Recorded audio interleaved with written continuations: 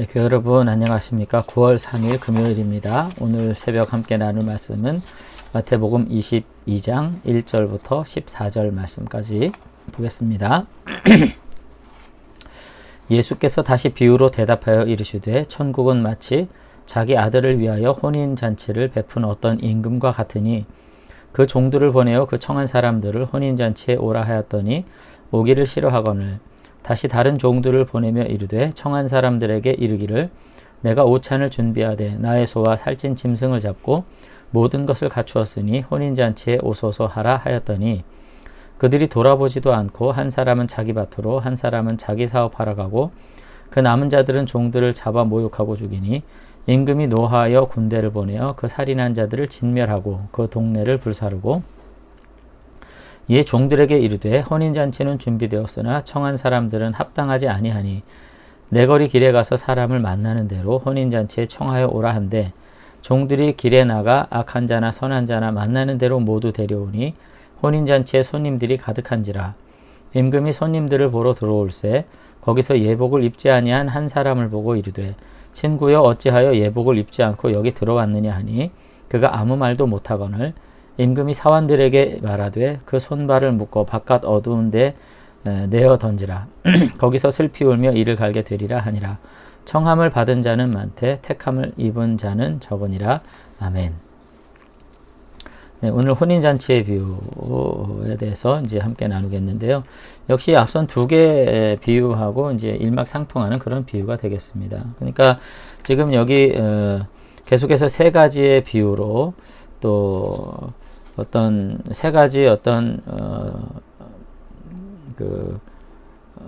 특이한 예수님의 선언 방식으로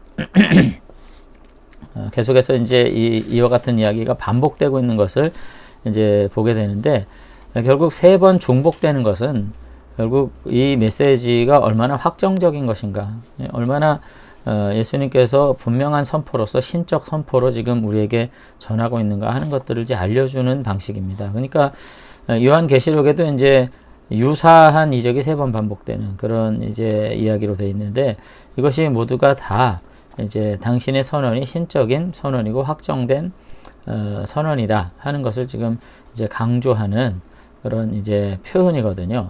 그래서 마지막 잔치도 결국은 이제 앞선 내용과 이제 유사한 내용인데 여기서는 이제 결혼잔치를 소재로 신혼잔치를 소재로 지금 말씀하고 있는 거 볼 수 있습니다.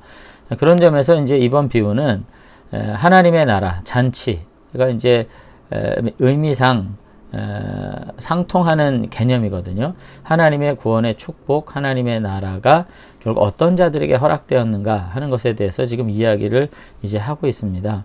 그래서 앞선 두 비유와 마찬가지로 원래는 이제 초대받은 옛 이스라엘이 있었는데 이들이 거절하고 하나님을 거부함으로써 이들은 버림받게 되고 초청받지 않은 새 이스라엘 백성이 예수님의 초대에 응해가지고 하나님의 영접을 받아 이스라엘을 대신하게 되고 그와 같은 구원에 이르게 된다. 뭐 그와 같은 내용이 오늘 이제 비유의 내용이 되겠습니다. 역시 이제 그 아들이 이제 나와요. 아들을 위한 혼인잔치에 이제 내용이 나오는데 이에 대한 거절의 얘기가 나오는 거죠. 3절에서 보면은 반복적으로 초청을 함에도 불구하고 이제 당연히 이 혼인잔치에 참여할 것으로 기대되는 자들이 참여하기를 거절을 해요. 근데 이제 거절한 이유는 뭐냐면 자신의 일 때문에 그렇습니다. 밭에 가고 장사하고 뭐 이런 일들 때문에 자신들의 더 중요한 어떤 목적 때문에 본질을 잃어버리는 이와 같은 자들이 있다는 거죠. 왕의 초대보다도 자신의 일을 더 소중히 여기는 자는 결국 하나님의 나라에 합당하지 않다. 그래서 이들의 삶의 본질이 다 심판으로 이제 뭐 도시를 불어 태우고 뭐 이와 같은 이야기를 통해 가지고 하나님의 심판으로서 이들은 다 소멸되고 고난을 받게 될 것이다. 뭐 이런 이제 말씀들이 나오는 겁니다. 그러면서 다시금 내거리에 나가서 9절에 이 합당하지 않은 자들은 다 이제 심판을 받았으니까 새로운 사람들을 초청해라. 이제 이렇게 이야기하시는 거죠. 그런데 이 초청을 받는 것은 누구에게나 이제 허락된 것이지만은 거기 보면은 이제 예복을 입지 아니하고 들어온 사람에 대한 이야기가 이제 나오면서 당연히 이 초청에는 단지 yes라고 말로만 응답하는 것이 아니라 하나님의 나라의 백성에게 기대되는 어떤 순종적 삶, 실천적 삶이 요청되는 거죠. 그러니까 여기 예복이라고 하는 것은 변화된 삶에 대한 이제 어떤 그 비유입니다. 그러니까 하나님의 뜻에 순종하는 삶의 모습이 여기 있다는 거죠. 그래서 하나님의 나라에 초청받는 것은 모든 이들에게 공평하게 주어지지만 그렇다고 해서 그 하나님의 나라가 주어지는 것은 아무런 기준도 없이 자유방임적인 어떤 기회로서 그냥 무조건적으로 주어지는, 우리가 값없는 구원을 자꾸 얘기하지만 그것이 무조건적으로 모든 이들에게 주어지는 것은 아니라는 것을 오늘 마태는 강조하고 있습니다. 농부는 마땅히 열매를 맺어야 되고 그 열매를 왕에게 마땅히 돌려야 되는 것이고요. 혼인잔치에 들어온 사람들은 마땅히 그에 합당한 예복을 입어야 되는 것. 이게 이제 쌍으로 이어지는 개념이거든요. 그래서 열매가 없는 농부는 당연히 심판을 받는 것처럼 예복을 입지 않은 초청받은 자는 결국은 기대되지 않은 모습을 가지고 있었기 때문에 당연히 거기에 대한 책임을 져야 된다는 것이 오늘 본문에서 계속해서 이제 나오고 있는 거죠. 마태복음에서 계속해서 반복적으로 나오는 메시지가 바로 그겁니다. 그러니까 구원에 합당한 열매, 삶이 요청되는 거죠. 바리새인과 서기관보다 더 나은 의가 요청이 된다는 거죠. 하나님의 나라에 들어가기에 합당한 바른 자세, 바른 삶이 요청이 된다는 것을 계속해서 이제 이야기를 합니다. 그러면서 이제 14절에서 우리가 익숙한 말씀, 청함받은 자는 많되 택함 입은 자는 적다 그랬을 때 이게 무슨 어떤 예정에 관한 이야기를 하는 것이 아니라 청함은 모두에게 받지만은 그 택함에 합당한 삶의 모습을 가진 자들이 과연 많을 것인지에 대해서는 다시 한번 생각하도록 하는 이와 같은 내용들로서 지금 비유가 마무리되고 있는 것을 볼 수 있습니다. 결국은 오늘 우리가 여기 이 질문 앞에 우리도 또 서 있는 거죠. 사실은 우리들도 믿음으로 여기 살고 있다고 하지만 하나님의 부르심에 응답한 것 같지만 과연 우리가 그 응답에 합당한 모습으로 살고 있는가 하는 것에 대해서 경각심을 불어넣으면서 이제 세 번째 비유가 지금 마무리가 되고 있는 것을 볼 수가 있습니다. 결국은 오늘 예루살렘 성전에 입상한 예수님께서 계속해서 이제 상징 행위를 세 가지를 통해 가지고 자신이 누구신지를 드러내셨고 또 비유를 통해서 그 자신에게 과연 합당한 믿음의 반응을 하는 자들이 누구냐.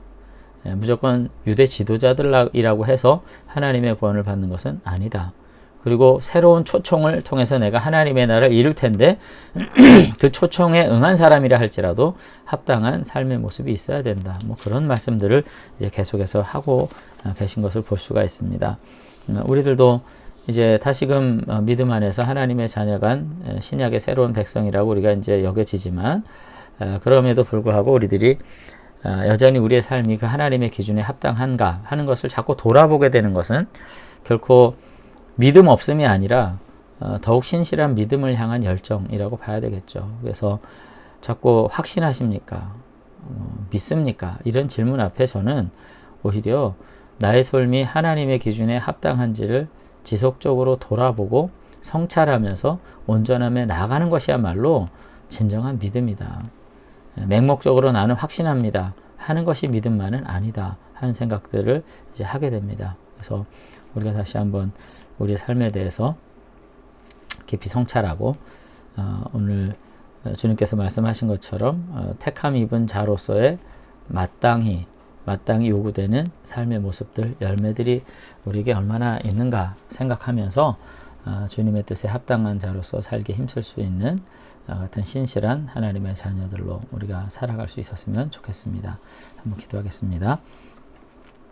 네, 혼인잔치의 비유를 통해서 다시금 우리가 하나님의 부르심에 인격적으로 반응하고 있는지, 그리고 정말 그렇게 반응했다면 우리의 삶에 그와 같은 열매와 결과들이 있는지 다시 한번 돌이켜보는 귀한 시간 갖게 되기를 원합니다. 하나님 아버지, 우리가 믿음으로 구원을 받습니다만 그 믿음에 합당한 열매로서 하나님 앞에 반응함으로써 이 땅에서 하나님의 거룩함을 드러내고 그 믿음의 가치를 다시 한번 세상 앞에 새롭게 도전할 수 있는 참 믿음의 백성들 되도록 축복해 주시옵소서. 그리고 이 땅을 살면서 다시금 그 아버지의 나라를 소망하는 가운데 아버지의 뜻이 이 땅에 이루어지기를 간절히 기도하고 그것을 통해서 하나님의 거룩과 영광을 드러내는 백성 또한 되도록 축복해 주시옵소서. 오늘 하루도 그 거룩함으로 우리를 부르신 하나님을 인해서 감격하며 감사함으로 이 한 날 보내도록 축복해 주시옵소서. 감사드리며 예수님 이름으로 기도드리옵나이다. 아멘. 네, 오늘 하루도 주의 은혜 가운데 강건한 삶 누리시기를 주의 이름으로 축원합니다.